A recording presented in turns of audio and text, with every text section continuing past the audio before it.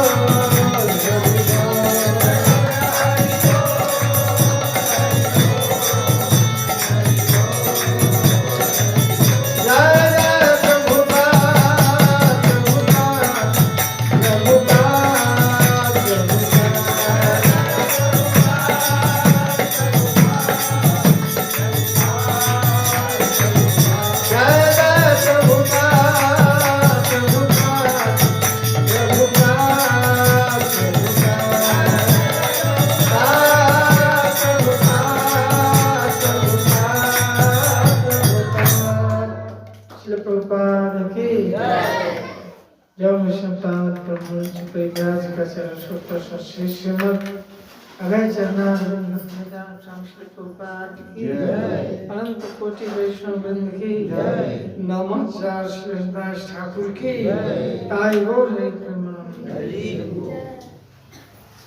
ओम नमो भगवते वासुदेवाय ओम नमो भगवते वासुदेवाय ओम नमो भगवते वासुदेवाय ओम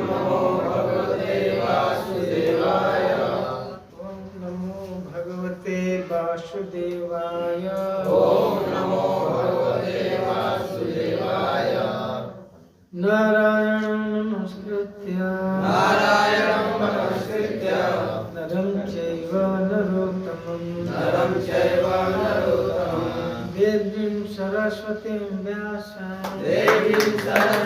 व्यासं ततो जयामुदीरये नष्टप्रायेषु अभद्रेषु नित्यं भागवत सेवया भगवती उत्तम श्लोके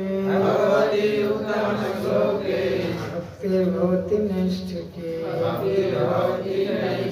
कौन सा श्लोक है? कौन सा श्लोक है?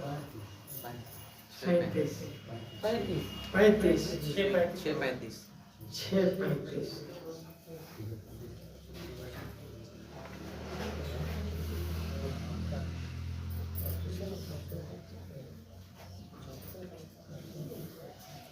34 से सुनाइए महाराज जी। 34 से सुनाइए। 34 है जी। चंचला ही बना हो गया। पूछे फिर क्या सुने कैसे करें? यही मन चंचल है ना। ठीक है सबका मन चंचल है क्या? चंचलम ही मन कृष्ण प्रमाथि बलभद्रम तस्याहं निग्रहं मन्ये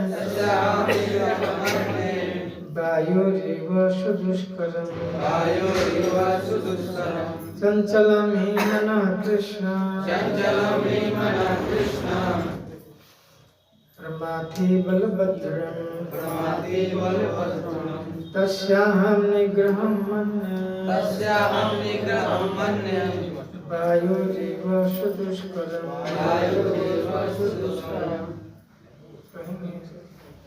चंचलं हि मनः कृष्ण चंचलं हि मनः कृष्ण प्रमाथि बलवदृढम् तस्याहं निग्रहं मन्ये तस्याहं निग्रहं मन्ये वायुरिव सुदुष्करम् वायुरिव सुदुष्करम् चंचलं हि मनः कृष्ण चंचलं हि मनः कृष्ण प्रमाथि बलवदृढम् प्रमाथि बलवदृढम् तस्याहं निग्रहं मन्ये तस्याहं निग्रहं मन्ये वायुरिव सुदुष्करम् वायुरिव सुदुष्करम् चंचलं हि मनः कृष्ण चंचलं हि मनः कृष्ण प्रमाथि बलवदृढम् प्रमाथि बलवदृढम् तस्याहं निग्रहं मन्ये तस्याहं निग्रहं मन्ये वायुरिव सुदुष्करम् वायुरिव सुदुष्करम् चंचलं हि मनः कृष्ण चंचलं हि मनः कृष्ण प्रमाथि बलवदृढम् प्रमाथि बलवदृढम् तस्माहं निग्रहं मन्ये तस्याहं निग्रहं मन्ये वायुरिव सुदुष्करम् वायुरिव सुदुष्करम् चंचलं हि मनः कृष्ण चंचलं हि मनः कृष्ण प्रमाथि बलवदृढम् प्रमाथि बलवदृढम् तस्याहं निग्रहं मन्ये तस्याहं निग्रहं मन्ये वायुरिव सुदुष्करम् वायुरिव सुदुष्करम् चंचलं हि मनः कृष्ण चंचलं हि मनः कृष्ण प्रमाथि बलवदृढम् प्रमाथि बलवदृढम् तस्याहं निग्रहं मन्ये तस्याहं निग्रहं मन्ये वायुरिव सुदुष्करम् वायुरिव सुदुष्करम् चंचलं हि मनः कृष्ण प्रमाथि बलवदृढम् तस्याहं निग्रहं मन्ये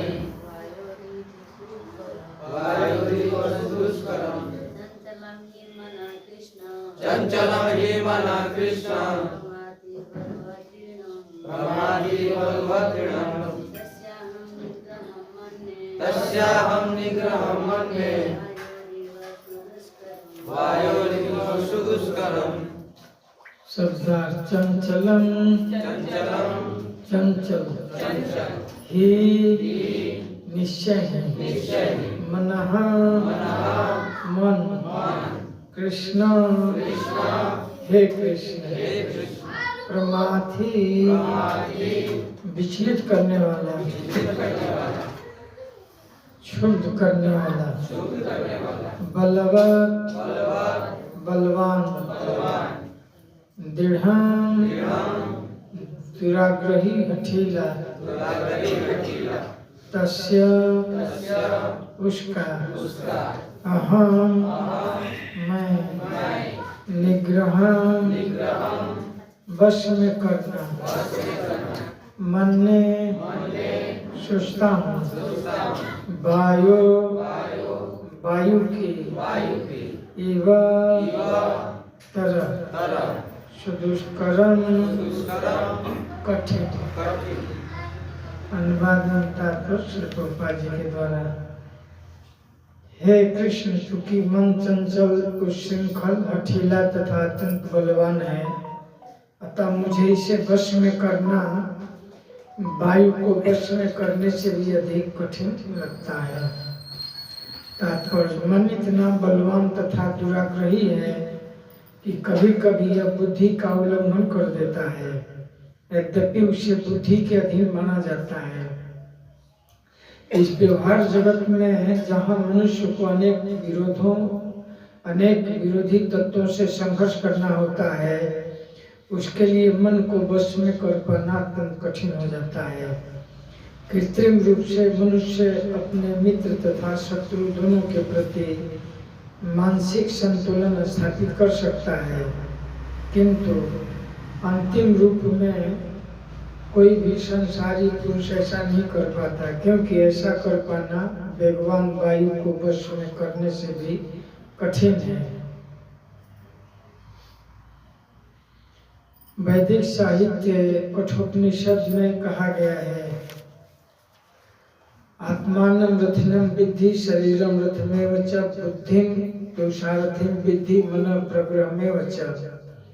इंद्रियाणि ह्यानाहुर्विषयांस्तेषु गोचरान् आत्मेन्द्रिय यमनोयुक्तं भोक्तेत्याहुः मनुष्यः।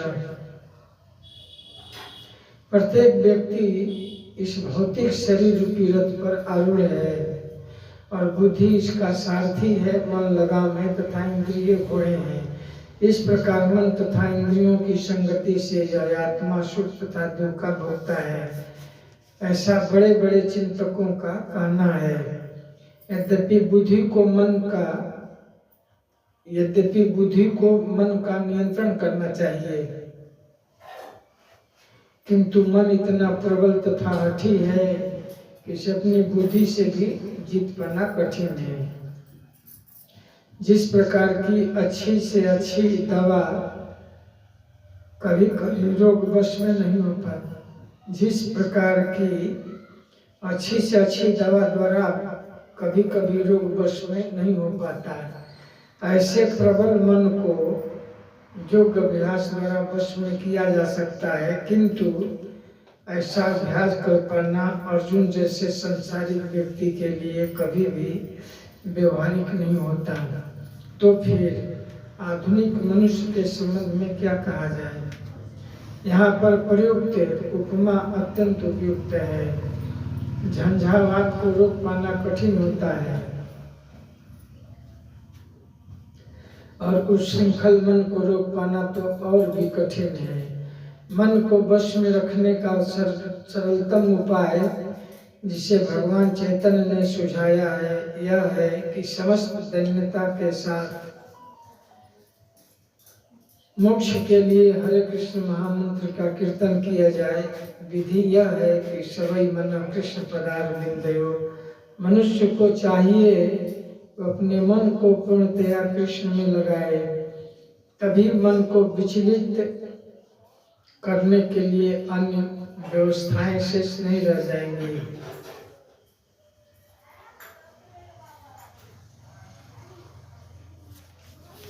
तो भगवान ने अर्जुन को पीछे के श्लोकों में कहा, कई जगह कहे कि मन को मुझ में लगाओ, मन एवं आध्यस्व मयि बुद्धि निवेशयेत् आत्मोपयन सर्वत्र समपश्यति अर्जुन सुखम यदिवा दुखम स योगी परमो मट्टः। भगवान बल दिए कि मन को मुझ में लगाओ, मन मना भाव या तस्मात् सर्वेषु कालेषु मां मनुस्मृत्युर्युद्धं च। सदा सर्वदा युद्ध करते हुए मन को मुझ पर लगाए रखो। मन के ऊपर भगवान बहुत बल दिए हैं। जो मुझे सर्वत्र देखता है और सब कुछ मुझ में देखता है, उसकी न तो मैं कभी अदृश्य होता हूँ और न वह मेरे लिए अदृश्य होता है। जो सब में भगवान को देखता है, जो मुझे सर्वत्र देखता है और सब कुछ में मुझे देखता है, भगवान कर रहे हैं। तो ऐसा कैसे देख सकता है जिसका मन योग्य में अभ्यस्त हो गया है, जिसका मन जो है और कुछ नहीं देखता है, स्थूल तत्व है या जड़ तत्व है वो नहीं देखता, उसमें भगवान को देखता है। मन को ऐसे साथ लिया है। जो मन को आत्मसंयमी बना लिया है या मन को बुद्धि के द्वारा नियंत्रित कर लिया है, मन को बुद्धि का मित्र बना दिया है। जैसा बुद्धि कहता वैसा मन से करता है। मन और बुद्धि दोनों का जब सामंजस्य होता है तो मन अनुकूल भाव में कार्य करता है। मन को बुद्धि के द्वारा नियंत्रित किया जाता है। यहाँ प्रभुपाद जी कोट किए हैं कठोपनिषद से कि शरीर रथ है, इंद्रियां घोड़े हैं, मन लगाम है, बुद्धि सारथी है और जीवात्मा इसमें यात्रा कर रहा है। इस शरीर को रथ की तुलना की गई है और जो 5 इंद्रियां हैं घोड़े हैं। अब मन घोड़ों का लगाम है, अब बुद्धि सारथी है और इस शरीर रूपी रथ में यात्रा आत्मा यात्री है, यात्रा कर रहा है। आत्मानम रथिनम विद्धि शरीरम रथ में वच बुद्धि तु सारथी विद्धि मन प्रग्रह में वच। आत्मानम रथिनम, आत्मा जो इस रथी है, इस रथ में सवारी किया है। आत्मानम रथिनम विद्धि शरीरम रथ में वच, और शरीर रथ है। बुद्धि तु सारथी, बुद्धि सारथी है, इधर ले जाना है रथ को। कुशल सारथी है तो रथ को हमेशा सुमार्ग में ले जाता है। अब विद्धि मन प्रग्रह में वच, और मन जो है लगाम है। घोड़े पर लगाम चाहिए ना, सारथी लगाम पकड़ा रहता है। सारथी के हाथ में हमेशा लगाम रहता है, उससे बुद्धि, उससे घोड़ों को नियंत्रित करता है। तो शरीर रथ हो गए, इसमें घोड़े हैं इंद्रिय रूपी। इंद्रियाणी हयान ना हो, इंद्रियाणी हया, हया माने घोड़े हैं। इंद्रियां हया नाम, इंद्रिय घोड़े की तरह है। उपगुष्यास्ते सुगोचरन,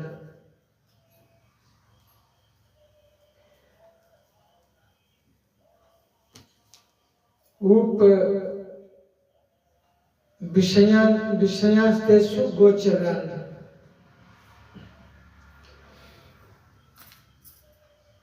ऐसा प्रबल मन, इतना प्रबल मन, इतना हठीला है कि इसे अपनी बुद्धि से भी जीत पाना कठिन हो जाता है। जिस प्रकार अर्जुन जैसे संसारी व्यक्ति के लिए कभी भी व्यवहारिक नहीं होता, तो भी आधुनिक मनुष्य के संबंध में क्या कहा जाए।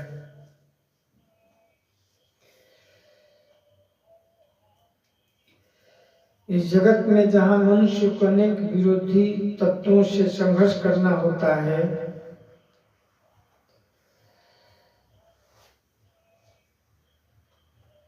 उसके लिए मन को वश में कर पाना अत्यंत कठिन हो जाता है। कृत्रिम रूप में मनुष्य अपने मित्र तथा शत्रु दोनों के प्रति मानसिक संतुलन स्थापित कर सकता है, किंतु अंतिम रूप में कोई भी संसारी पुरुष ऐसा नहीं कर पाता, क्योंकि ऐसा कर पाना वेगवान वायु को वश में करने से भी कठिन है। वेगवान वायु को वश में करना बहुत, वायु रिव सुदुष्करम। अर्जुन करें कि मन को वश में करना बहुत सुदुष्करम है। दुष्कर ही नहीं, सुदुष्करम। तस्याहम निग्रहम मन्ये, ऐसे मन को मैं कैसे निग्रह कर सकता हूँ जो बहुत बलवान है, प्रमाथी है।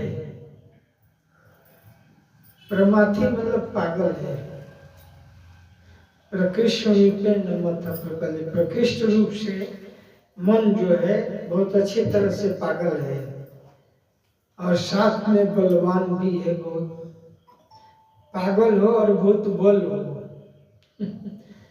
पागल कैसे, कमजोर पागल हो तो उसको बहुत बल होता है, बहुत बल है। लेकिन वह बलवान है और पागल भी है। जैसे हाथी है, बहुत बल है और पागल हो जाए। हाथी तो बहुत बल है, लेकिन पागल हो जाए तो और उसका बल बढ़ जाता है। घर मकान ट्रक को भी फेंक देता है, पेड़ को भी तोड़ देता है। वैसे मन बहुत चंचल है, प्रमाथी है, बलभद्रम है, तो इसको निग्रह कैसे कर सकता हूँ? संभव नहीं है। जैसे वायु को, प्रचंड वायु के वेग को वश में करना कठिन है, तुलना करें कि वायु रिवर्स दुष्कर्म, मन को वश में करना बड़ा कठिन है। प्रत्येक व्यक्ति इस भौतिक शरीर रूपी रथ पर आरूढ़ है और बुद्धि इसका सारथी है, मन लगाम है तथा इंद्रिय घोड़े हैं। इस प्रकार मन तथा इंद्रियों की संगति से ये आत्मा सुख तथा दुख का भोगता है। आत्मेन्द्रिय मनोयुक्तम भोक्ते स्याहु मनुष्यः इंद्रियाणि हयानाहुर विषयास्ते सुगोचर। इस तरह से इंद्रिय रूपी घोड़े, इस शरीर रूपी रथ में इंद्रिय रूपी जो घोड़े हैं, विषयास्ते सुगोचर, विषयों के तरफ आकर्षित है। आंख जो है रूप की तरह, कान शब्द की तरह, नाक गंध की तरह, जिह्वा रस की तरह, जितने घोड़े हैं अलग अलग विरुद्ध पथ में भाग रहे हैं। हमारे शरीर रूपी रथ में जो घोड़े हैं वैसे ही है जैसे बहवः सपत्नी गेहपतिम लुलंती। जैसे किसी व्यक्ति की बहुत पत्नियां हैं, बहवः सपत्न, प्रहलाद महाराज कहते गेहपतिम लुलंती। तो गेहपति घर के मालिक की दुर्दशा हो जाती है, कोई इधर खींचती है, कोई इधर खींचती है। वैसे इंद्रिया भी जो है, इंद्रियों को भी वैसे ही कहा गया है कि जिह्वा खाने की तरफ खींचती है, जिह्वा रे लालच वसी तुतधाय। जिह्वा खाने के लिए स्वाद के पीछे भागती है, इसका अलग डायरेक्शन है। आंख रूप की तरफ भागता है। कोई रूपासक्त होते हैं, जहां भी रूप देखते हैं दृष्टि वही पर जाती है। कोई बहुत सुंदर है तो आसक्त हो जाते हैं। जैसे बिलमंगल दास ठाकुर रूप पर, सांसारिक रूप में भी बहुत आकर्षण है। रूप के जो वशीभूत हो जाते हैं तो उससे भी निकलना बड़ा कठिन है। इस संसार में रूप भी व्यक्ति को गर्त में ले जाता है।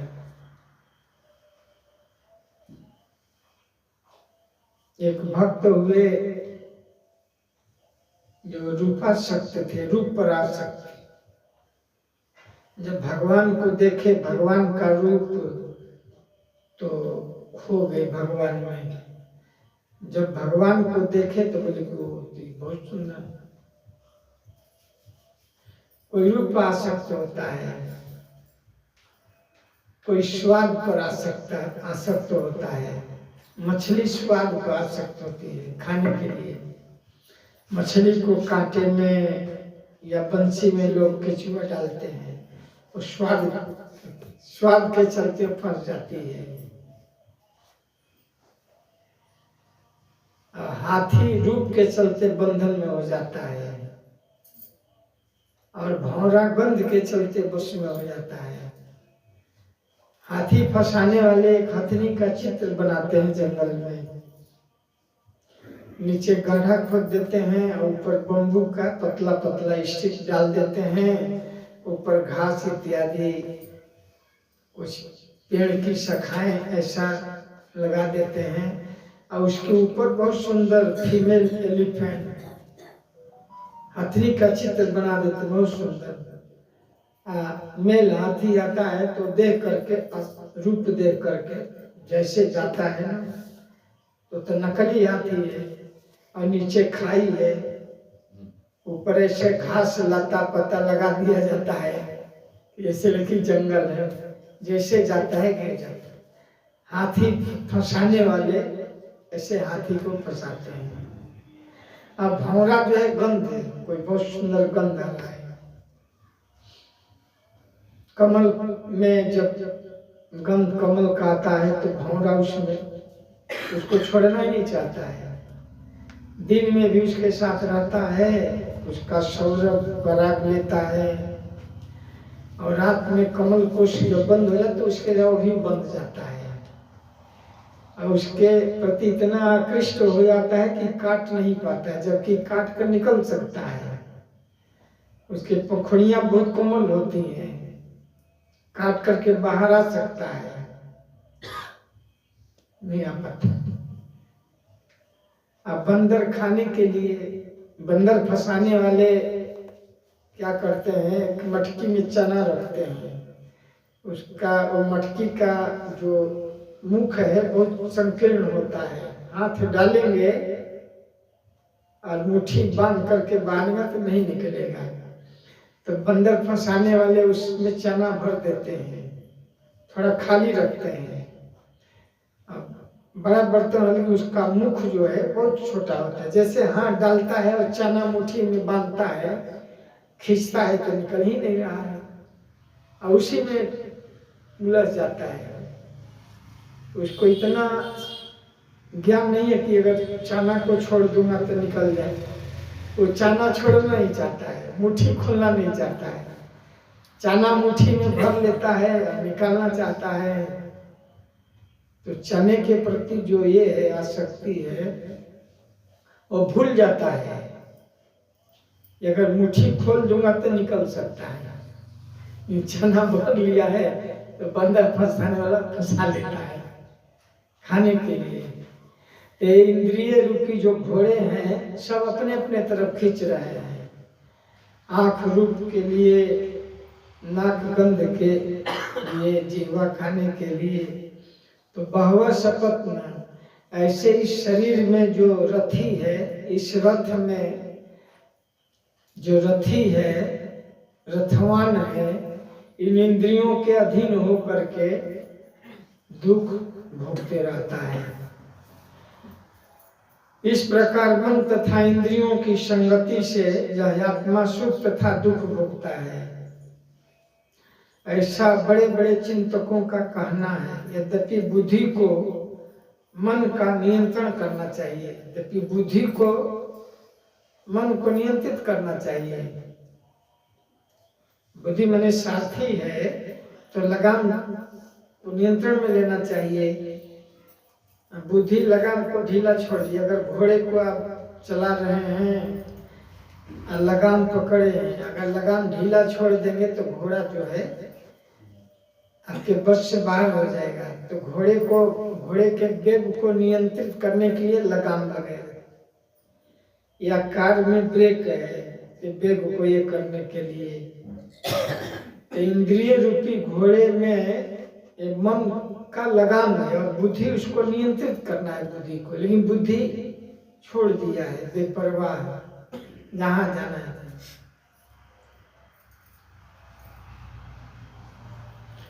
यद्यपि बुद्धि को नियंत्रित करना चाहिए, किंतु मन इतना प्रबल तथा हठी है कि अपनी बुद्धि से भी जीत पाना कठिन हो जाता है। जिस प्रकार की अच्छी से अच्छी दवा भी कभी कभी रोग को वश में नहीं कर पाती है, ऐसे प्रबल मन को योग अभ्यास द्वारा वश में किया जा सकता है। कुछ लोग मन को वश में करने के लिए, उसके वेग को नियंत्रित करने के लिए अष्टांग योग करते हैं। अष्टांग योग मन के चंचलता को, वेग को कम करने के लिए है, जिससे हम मन को भगवान में लगा सके। जैसे अष्टांग योग है तो मन की उस श्रृंखलता, इसकी वेग को कम करने के लिए कि भगवान में रुके, भगवान में टिके। अष्टांग योग का भी लक्ष्य यही है, भगवान में ध्यान को केंद्रित करना। अष्टांग नियम, आसन, प्राणायाम, प्रत्याहार, ध्यान, धारणा, समाधि, यम कुछ कार्य वर्जित किए जाते हैं, नियम कुछ पालनीय है, कुछ वर्जनीय है और कुछ अनुकरणीय है, उसको अनुशीलन करना है। ऐसे रोड में चलना है तो लेफ्ट में चलना है, सिग्नल रेड में रुकना है।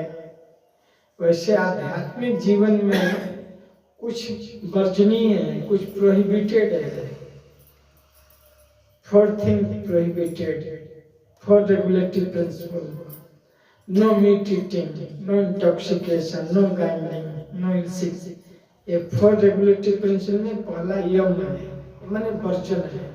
नो लिखा है, no meat eating, no intoxication, तो इसको यम कहते हैं। फिर नियम है जो पालन करना है,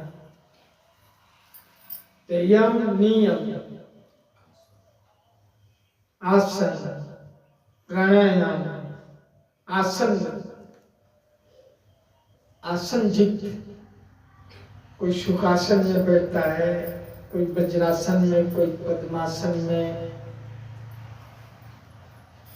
अनेक आसन है।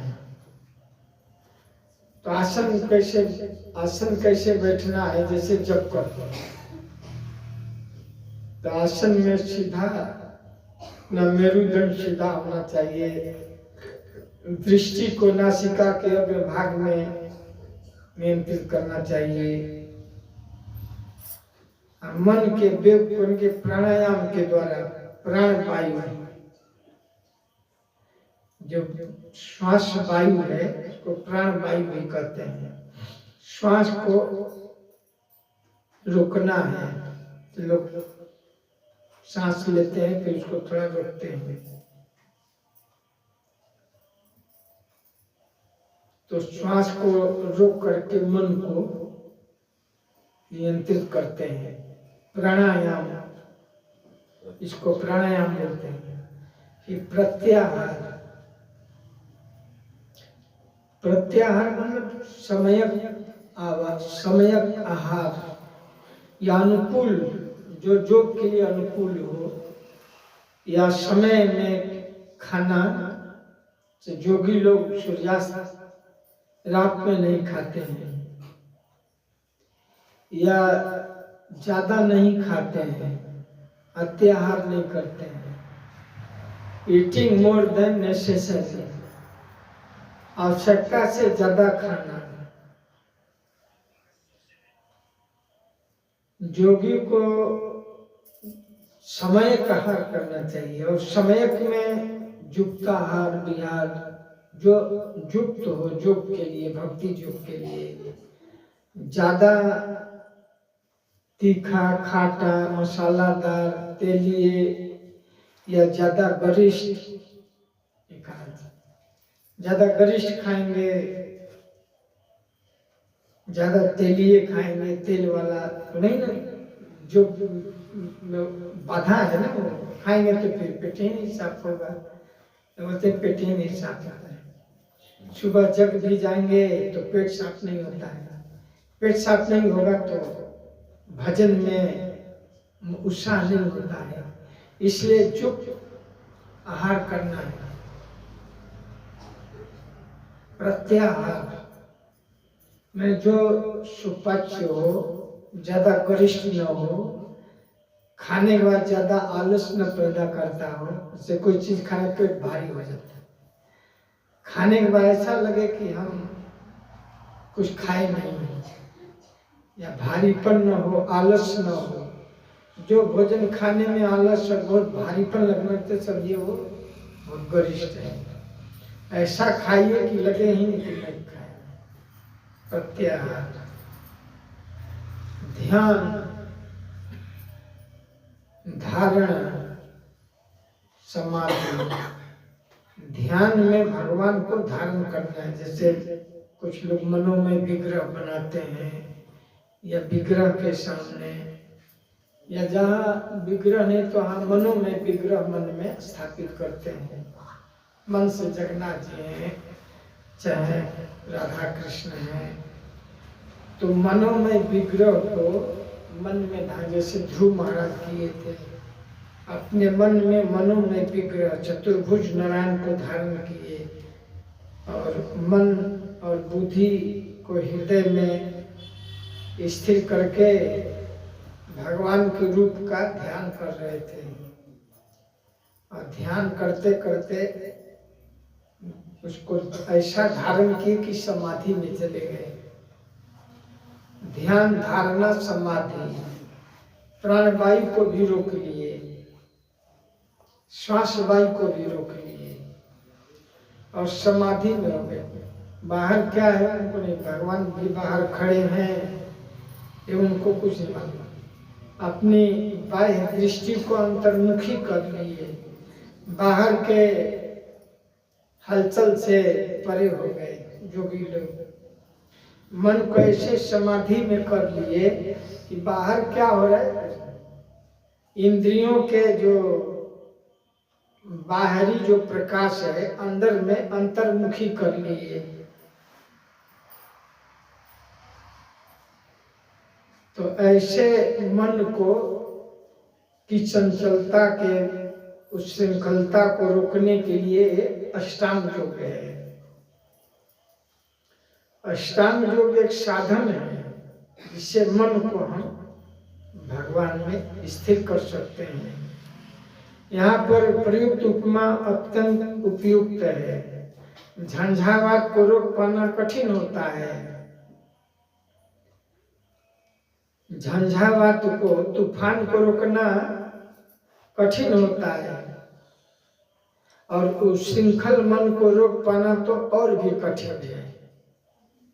इसलिए अर्जुन कहे कि हे कृष्ण, मन को वश में कैसे करूं? चंचला ही मना कृष्ण, मन तो बहुत चंचल है। प्रमाथी बलबद्धिणम, इतना बलवान है, प्रमत्त है, कैसे मन को वश में करूं? उस समय 5000 कुछ वर्ष पहले भी अर्जुन की यह स्थिति थी, तो हम लोग की क्या स्थिति होगी? 5000 वर्ष पहले उस समय का खान पान, रहन सहन, वातावरण बहुत शुद्ध था।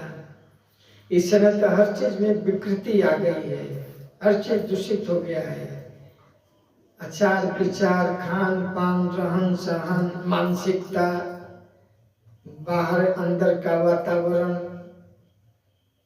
सब कुछ बिगड़ गया है।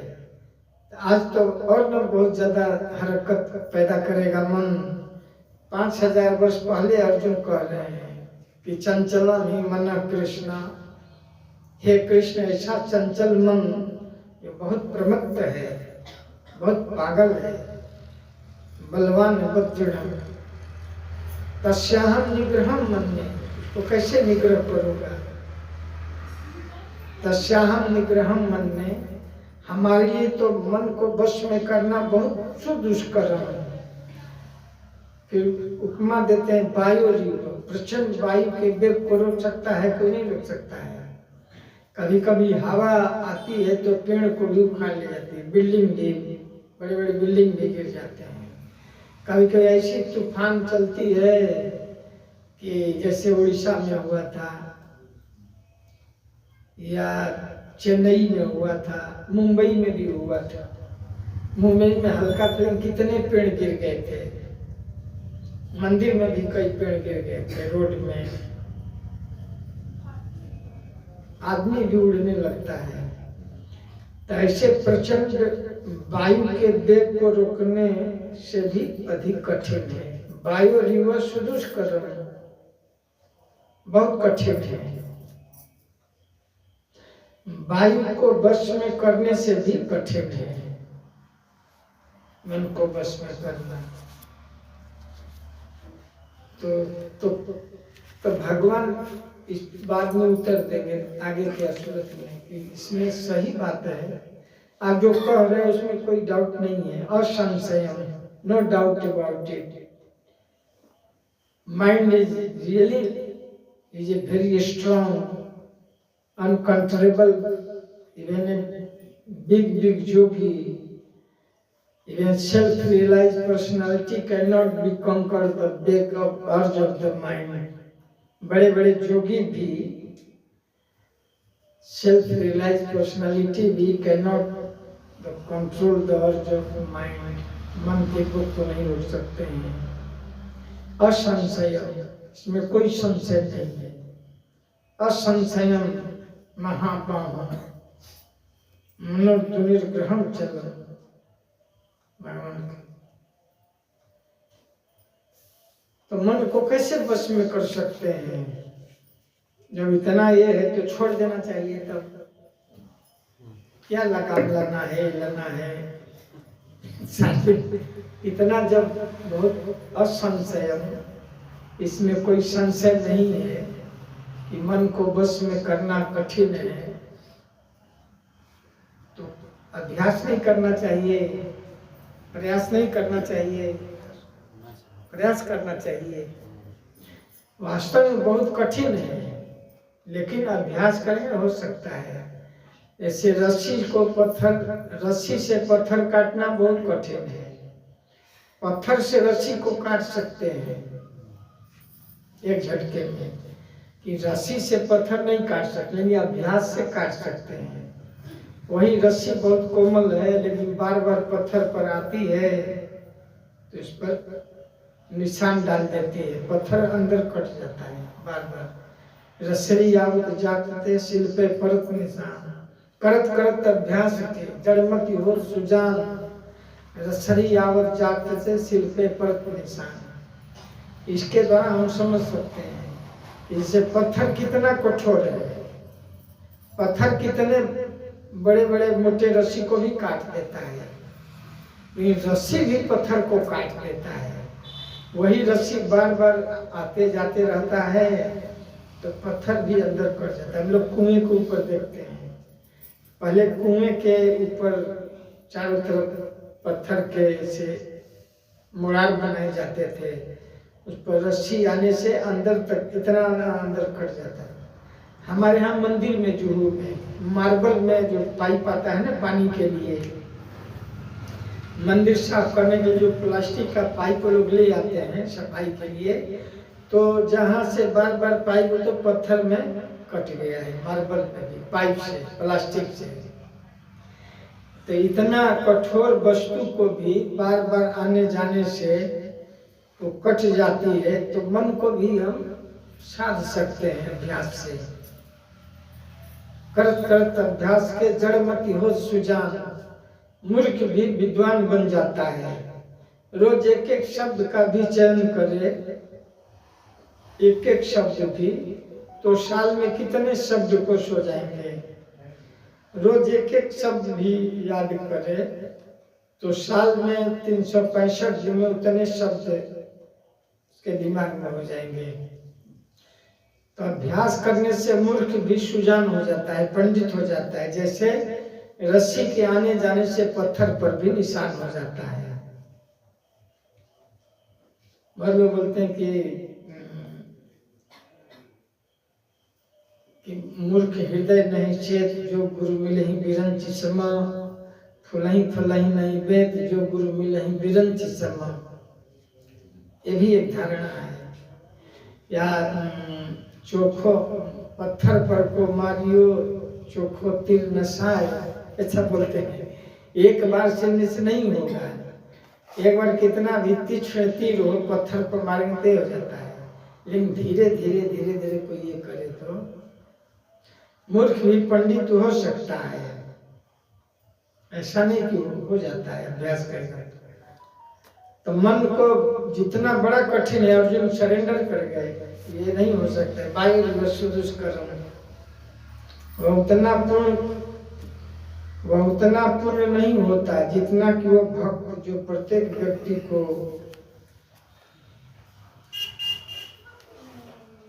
स्वांता सुखाए। वेगवान वायु को वश में करने से भी कठिन है मन को वश में करना, लेकिन भगवान इसके लिए उपाय बताए आगे। हरे कृष्ण महामंत्र का कीर्तन किया जाए। विधि यह है सवई मना कृष्ण प्रदार बिंदयो। मनुष्य को चाहिए वो अपने मन को पूर्णतया कृष्ण में लगाए, तभी मन को विचलित करने के लिए अन्य व्यवस्थाएं शेष नहीं रह जाएंगी। प्रभुपाद जी इसके तात्पर्य में लिखते हैं कि सरलतम उपाय है जिसे भगवान चैतन्य ने सुझाया है, यह है कि समस्त धन्यता के साथ मोक्ष के लिए हरे कृष्ण महामंत्र का कीर्तन किया जाए। विधि यह है सवई मना कृष्ण पदार बिंदयो। तब मन को ऐसे व्यस्त मन रहेगा तो कहाँ जाएगा। मन को हमेशा इंगेज रखेंगे, ये तो खाली मन शैतान के टाइम है। खाली मन शैतान का होता है। इस पर एक भक्त लोग ड्रामा किए थे, मन का भूत। एक आदमी को भूत पकड़ लिया था तो काम मांगता था, तो जो काम देता था वो करके फिर आ जाता था। बोला कि काम नहीं देंगे तो मैं आपको ही खा जाऊंगा। तो जो काम बोलता था कि रोड बना दो, बबुआ से लेकर के अखलास में बना दिया। फिर जो भी काम देता था, नहीं काम देने पर आपको ही खा जाऊंगा। एक संत के पास गए, ऐसा भूत पकड़ लिया है, जो भी काम देता हूँ कर देता है, अब बोलता है काम नहीं दोगे तो तुम्हें खा जाऊंगा। तो संत बोले कि ये माला लो, इसे बोलो कि जप करते रहो, एक छोर से आओ एक छोर से जाओ, ये अंत ही नहीं होने वाला। आया कोई बोलते हैं बम्बू गाड़ दो, बोलो कि उसमें चढ़ो उतरो चढ़ो उतरो, एंडलेस जप है। एक बम्बू मैंने एक माला दे दिए या बम्बू गाड़ दे, बोले कि इस पर चढ़ो और फिर उतर, इसका अंत होने वाला है। वैसे ही मन रूपी भूत को खाली रखेंगे तो खा जाएगा आपको। ये बोलते खाली मन शैतान के। तो सब बोले कि माला दे दो, उसी में जपते रहे, एक छोर से जाए एक छोर से आए, इसका अंत ही नहीं होने वाला। तब मन को इमेज करना, सवई मना कृष्ण पदार बिंदयो वाचान से वैकुंठ गुणन। मन अगर भक्ति की क्रियाओं में व्यस्त रहेगा तो इधर उधर नहीं भटकेगा। रूपा जी लिखते हैं अंत में तात्पर्य। धन्यवाद। प्रसाद भी है ना जी। धारणा के विषय में क्या समझेंगे? जैसे धारणा माने भगवान के रूप को धारण करना है। ध्यान में किसको धारण करेंगे? ध्यान का कोई ऑब्जेक्ट होना चाहिए ना। जैसे हम ध्यान करते थे, कभी दुकान का ध्यान आ जाता है, कभी स्कूल का, कभी फैमिली का, कभी कोई ध्यान में कोई ऑब्जेक्ट होना चाहिए। ध्यान शून्य में तो होगा नहीं। कहीं भी किसी का ध्यान होता है, ध्यान आ गया था घर का, तो ध्यान में हमको भगवान को धारण करना है। अब भगवान को धारण जैसे ध्रुव महाराज किए ना, भगवान अंतर्मन कर लिए इंद्रियों को, अब भगवान के रूप में धारण करके उसमें समाधि में चले गए। इसलिए भगवान बाहर खड़े थे तो बाहर नहीं ऐसा समाधि में थे, उनको बाहर नहीं मालूम पड़ा भगवान बाहर खड़े हैं। तो भगवान उस रूप को खींच लिए। जिस रूप का ध्यान कर रहे थे ध्रुव महाराज, तो भगवान उस रूप को हटा दिए। तब घबरा गए ध्रुव महाराज, घबरा गए तो आंख खोले तो देखिए वही छवि बाहर खड़ी। भगवान देखिए मैं स्वयं आया हूँ, देखिए नहीं रहा है, तो भगवान कैसे करें? तो जिस रूप को धारण करके समाधि में थे, उसी रूप को हटा दिया उनके हृदय से। तब घबरा गए, तब आंख खोले तो भगवान को जो अंदर ध्यान करते वो बाहर करना। तो इसको धारण करना है भगवान के रूप को। यम श्याम सुंदरम अचिंत गुण स्वरूपम, को जोगी लोग हमेशा अपने हृदय में करते हैं। कैसे है वो? जोगी लोग हमेशा अपने हृदय में भगवान को ध्यान करते हैं। जोगिना सर्वेशा एक श्लोक और है ऐसे, दुर्लभ अदुर्लभम आत्मभक्तो, दुर्लभ अदुर्लभ आत्मभक्तो प्रेमांजना छुरित भक्ति विलोचनेन संत सदैव हृदयेषु विलोकयन्ति। यम श्याम सुंदर भगवान को अपने हृदय में ही विलोकयन्ति, देखते रहते हैं। और समाधि का मतलब समाधि का मतलब समाधि मतलब बिल्कुल सब तरह से मन को भगवान में पूर्ण रूप से केंद्रित हो जाना। समाधि भी माने बुद्धि भी होता है, अपनी बुद्धि को बिल्कुल भगवान में मम बुद्धि निवेशयत, भगवान में बुद्धि को निवेशित कर देना समाधि। समाधि माने जो इंद्रियों का जो बाह्य प्रकाश है, जो एक्सटर्नल जो वेग है या एक्सटर्नल जो एक्टिविटीज है वो बाहर न हो, वो अंदर ही भगवान में। इंद्रियों की जो चेतना है वो भगवान के अंदर जो है पूर्ण रूप से हो जाती है। देखने का, सुनने का, जो भी भगवान को ही अंदर देखता है और उनके वाणी को सुनता भी है। भगवान को देखता है तो उनसे अंदर बात भी करता है। तो समाधि हो जाना, भक्ति में रम जाना, जम जाना और थम जाना, बिल्कुल उसमें थम जाना समाधि। बाहर कुछ न मालूम पड़े कि क्या हो रहा है, बाहर का कोई वेग आपको न परेशान करे, समाधि में हो जाना। बाहर हम लोग देखते हैं कि हमारा शत्रु आ गया तो मित्र आ गया तो ये आ गया, तो बाहर से बाहर के प्रति बिल्कुल उद्वेलित न होना। सांप भी आ गया तो भी नहीं भागना, और समाधि में चला गया तो सांप आए चाहे बाघ आए। और ध्रुव महाराज तो ऐसे समाधि में थे कि बाहर भगवान है वो भी नहीं पता चला, अंदर में ही उनके रूप पर थे। भगवान के चतुर्भुजी नारायण रूप का अंदर ही ध्यान कर रहे थे। तो बाघ भी आ जाएगा तो भी थोड़े उनको भय होगा, तो इंद्रियों को अंदर कर लिए हैं, अंदर इंद्रियों के चेतना को अंदर समाविष्ट कर लिए हैं, तो बाहरी दुनिया से बिल्कुल अलग हो जाते, रहते हुए भी मानो अलग हो गए हैं। धन्यवाद। एक प्रसाद है, सबके लिए प्रसाद डेली होता है, बहुत अच्छा है। कुछ नए नए लोग भी आ गए हैं। आपका क्या नाम है प्रभु जी? तिलक लगाए हैं, यहीं रहते हैं आपके पीछे। आप कोई बोलो, अमित जी, अमित जी, अमित नारायण भगवान रहते हैं, रेगुलर आते हैं। आपके बगल में राजा राम सिंह भगवान कहीं है, अच्छा है। काफी लोग आपके आगे गुड़ी, अच्छा हाँ, तो संतोष जी, गोस्वामी जी, अच्छा है। नए लोग भी आ रहे हैं। आपका नाम क्या है? नगेंद्र जी, यहीं रहते हैं, ये भी नए नए हैं। कितना दिन से आ रहे हैं? जन्माष्टमी से। अच्छा है।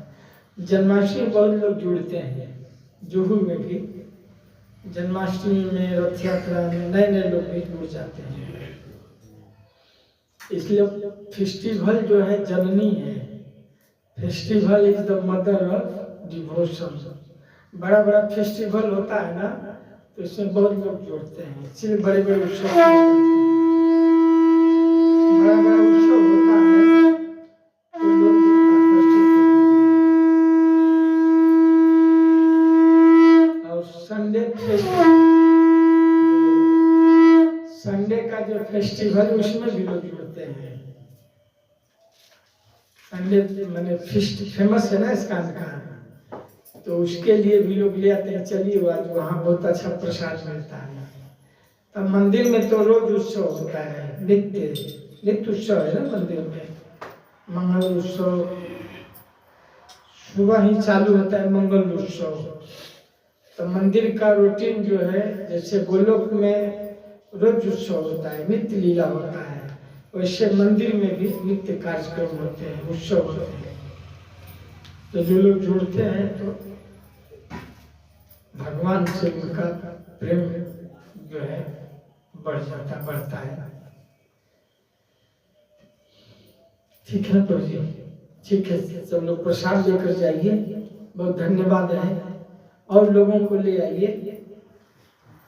आप आ रहे तो आपके जो भी मित्र हैं या जो भी संबंधी हैं उनको भी ले आइए। ज्यादा प्रचार होना चाहिए। जैसे आप भक्ति में जुड़ गए ना, तो और लोगों को जोड़िए। प्रहलाद महाराज कहते हैं कि ये सबसे बड़ा परोपकार है। जंगल में जाकर ध्यान करेंगे तो अपना उद्धार होगा, और शहर में भजन करेंगे तो दूसरे लोग भी आएंगे। तो प्रहलाद महाराज अपने प्रार्थना में कहे हैं कि प्रायण देव मुनय सब विमुक्ति कामा मौनम चरंति विजने न प्रार्थ निष्ठा। प्राय देवता और मुनि लोग स्वार्थी हो गए हैं, वो अपने मुक्ति के साधन में लगे रहते हैं, दूसरे को बताने नहीं जाते हैं। बताएंगे भी कहाँ, निर्जन वन में गुफा में भजन करते हैं। प्रायण देव मुनय स्वविमुक्ति कामा मौनम चरंति विजने, बल्कि मौन ले लेते हैं। कोई पूछेगा भी तो मौन लिए हैं। विजने निर्जन स्थान में, जंगल में, गुफा में, स्वविमुक्ति कामा, अपने मुक्ति के लिए कि मैं मुक्त हो जाऊं। लेकिन प्रहलाद महाराज और नारद जी के परंपरा में प्रभुपाद जी जो है शहरों में गए, बड़े बड़े शहरों में मंदिर बनाए कि लोग आएंगे। नहीं तो भी वृंदावन में निर्जन जगह में भजन कर सकते थे। तो प्रहलाद महाराज नारद जी के शिष्य हैं, तो नारद जी और प्रहलाद जी के परंपरा में श्री प्रभुपाद जी शहर की ओर उन्मुख हुए। बड़े बड़े महानगरों में, से न्यूयॉर्क में गए जो कली की राजधानी है। वहाँ कली के सब चीज होते हैं, कैपिटल ऑफ कली, वहाँ प्रचार किए बड़े बड़े शहरों में। नहीं तो देवता लोग तो मौन ले लेते हैं, कोई पूछेंगे भी कि ये कैसे भक्ति है तो बताएंगे। वहाँ पहुँचना भी निर्जन में, गुफा में। इसलिए परार्थ क्या है, परार्थ निष्ठा है कि और लोगों को जोड़ना चाहिए भक्ति मार्ग में। ये परोपकार है। अब तो परोपकार जैसे किसी को कपड़ा दे दिए, किसी का इलाज करा दिए, किसी का घर बनवाने में मदद कर दिए, ये उपकार। लेकिन सबसे बड़ा उपकार है किसी को भक्ति में जोड़ना, ये परार्थ निष्ठा है। तो आप आइए और लोगों को भी ले आइए। ज्यादा भक्त बनाएंगे तो हो सकता है कि आपको वो लोग गोलोक में पहुंचा देंगे। कभी कभी शिष्य जो है गुरु को धाम में पहुंचा देता है। इसलिए प्रचार करेंगे, उसमें कोई ध्रुव प्रहलाद निकल जाएगा। ध्रुव महाराज भक्ति में गए तो उनकी माँ भी वैकुंठ में चली गई। माँ ने यही कहा था कि बेटा तुमको कोई पद चाहिए तो वृंदावन में जाकर भजन करो। तो माँ के कहने से भक्ति ऐसा किए कि भगवान का साक्षात्कार कर लिए। तो जब भगवत धाम जाने लगे तो बीच में पार्षदों को रोक दिए कि रुको रुको, विमान को बोले रुको रुको, माँ तो रह गई। तो हरि पार्षद लोग कहे कि आपकी माँ आगे जा रही है विमान से। तो माँ तो भक्त नहीं थी, लेकिन भक्ति में लगाई थी ध्रुव महाराज को। माँ ने ही कहा था कि ध्रुव अगर तुम्हें पद ही चाहिए तो वृंदावन में जाकर भजन करो। अगर किसी को पद चाहिए, साम्राज्य चाहिए, चाहे बड़ा पद चाहिए तो वृंदावन में जाकर भजन करिए। प्रभुपाद जी को प्रचार करना तो वृंदावन में 10-12 वर्ष भजन किए, तो पूरे दुनिया में प्रचार कर लिए। अगर आपको बड़ा पद भी चाहिए तो वृंदावन में जाकर कुछ दिन भजन कर लीजिए। कल्प वृक्ष है ना वहाँ, और चिंतामणि है। तो ध्रुव महाराज भजन किए तो उनकी माँ शिक्षा गुरु थी, उसके लिए भी विमान आया था, बल्कि वो आगे आगे जा रही थी। तो ऐसे मान लीजिए कभी कभी होता है कि आपके कहने से कोई भक्त बन गया और अच्छा भक्त बन गया, तो अच्छा भक्त बन गया तो आपको भी उसमें बोनस मिलता है, आपको उसमें बोनस मिलता है। कैसे कोई जमीन बेचवाने वाले को, एजेंट को भी पैसा मिलता है ना परसेंटेज, वैसे किसी को भक्ति में आप लगा दिए, अमल जो भक्त अच्छा बन गया तो आपका भी वैकुंठ लोक में निवास पक्का हो जाता है। तो इसीलिए प्रचार करना चाहिए। आप प्रचार करेंगे, भक्त बनेंगे तो आपको लगाने का जो है कमीशन मिल जाएगा, तो लगाने का, ले आने का। तो सब लोग प्रचार करिए, ले आइए ज्यादा से ज्यादा लोगों को। और नारद जी, प्रहलाद, नारद जी तो हमेशा प्रचार में रहते हैं, हमेशा। उनके बड़े बड़े शिष्य हैं, ध्रुव हैं, प्रहलाद हैं, व्यास हैं, वाल्मीकि हैं, जितने भी बड़े बड़े प्रचारक हैं सब नारद जी के शिष्य हैं। तो ऐसे प्रचार बहुत जरूरी है। प्रचार करना, लोगों को भक्ति में लगाना, ये सबसे बड़ा जो है काम है। और चैतन्य महाप्रभु बोले कि भारत भूमि ते अहिले मनुष्य जन्मजार, जन्म सार्थक करी कर पर उपकार। अगर भारत भूमि में जन्म हुआ है तो जन्म सार्थक करना है। और सार्थक क्या करना है? जन्म सार्थक करी कर पर उपकार, पर उपकार करना है। तो पर उपकार क्या है? जारे देखो तारे करो कृष्ण देश, सबको भक्ति में लगाना, ये सबसे बड़ा उपकार है। भारत भूमि ते हिले मनुष्य जन्म जा, जन्म सार्थक करी कर पर उपकार। इसको सबसे बड़ा परोपकार कहा गया है कि लोगों की इस चेतना में जोड़ना, कृष्ण भावना भावित बनाना, ये सबसे बड़ा दान है। ये जन्म मरण से परे है, बियॉन्ड बर्थ एंड डेथ। ये हमें जो है जन्म मृत्यु जरा व्याधि को पराजित कर देता है ज्ञान की तलवार से। कृष्ण भावना रूपी ज्ञान से हम जन्म मरण के चक्र को काट देते हैं, इसलिए सबसे बड़ा परोपकार है। धन्यवाद। हरे कृष्ण। अभी प्रसाद होगा, प्रसाद तैयार है ना? हरे कृष्णा हरे कृष्णा कृष्णा कृष्णा हरे हरे, हरे राम राम राम हरे हरे। नहीं होगा, बाहर प्रसाद बाहर ही होता है। सब लोग प्रचार में जुड़ जाइए, है ना? ज्यादा से ज्यादा लोगों को ले आइए।